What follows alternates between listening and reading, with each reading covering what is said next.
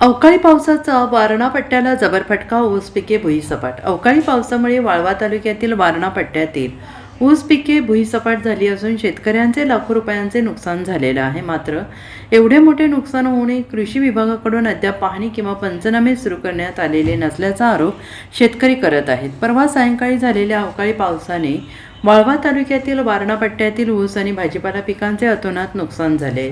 मुसळधार पाऊस, सुसाट वारे आणि विजांच्या कडकडाटासह आलेल्या पावसाने ऊस पिके अक्षरशः भुईसपाट झाली असून शेतकऱ्यांचे लाखो रुपयांचे नुकसान झालेलं आहे. यावर्षी कडक उन्हाळा असल्याने बळीराजाने कसेबसे ऊस पिकाचे संगोपन केलेलं होतं. मात्र परवा सायंकाळी अचानक आलेल्या वाऱ्यासह मुसळधार पावसाने या परिसराला झोडपून काढले. त्यामुळे डौलदार उभी असलेली ऊस पिके जमीनदोस्त झाली आहेत. भाजीपाला पिकांचं मोठं नुकसान झालेलं आहे. शेतकऱ्यांमधून संताप व्यक्त होत असून एवढे मोठे नुकसान होणे कृषी विभाग निद्रिस्त अवस्थेत असल्याची भावना व्यक्त केली जाते आहे. अद्याप कोणत्याही अधिकाऱ्याने नुकसानीची पाहणी केलेली नाही, तसेच पंचनामा करण्याचीही सुरुवात झालेली नाही.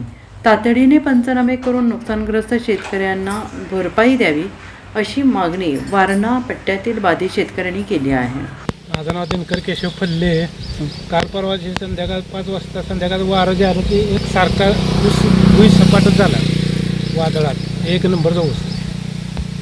मग ह्यापासून तुमचं काही नुकसान झालं असं वाटतं? कारण काय म्हणजे आता काय ह्याची गॅरंटीच नाही. उभा राहतोय काय होते कुणाला पाक म्हणजे भुईला चिकाटले शेंड्या सकट पाक. म्हणजे पाऊस जास्त होता का वारं जास्त होतं? वारं जास्त आणि पाऊस पडलाय पगड. पाऊस बी पडला. मग आता हे ऊस उभा राहील असं वाटतंय का तुम्हाला? काय मला तर वाटत नाही. पाक भुई बरोबर चिपटून सगळं भोंड्यावरून असं सप्पई तोडल्या टाकल्या झालं. मग ह्याचं नुकसान झालं असं म्हणायचं आहे तुम्हाला? नुकसान झालं ते शेंड बिंड एखादं जळणार, बदणार, मारवणार, मरणार. बरं, शासनानं काय करावं असं काय वाटतं काय का? तिने आता त्यांच्या इच्छेनं अपेक्षा काय झालं तर झालं, नाही झालं तर राहील.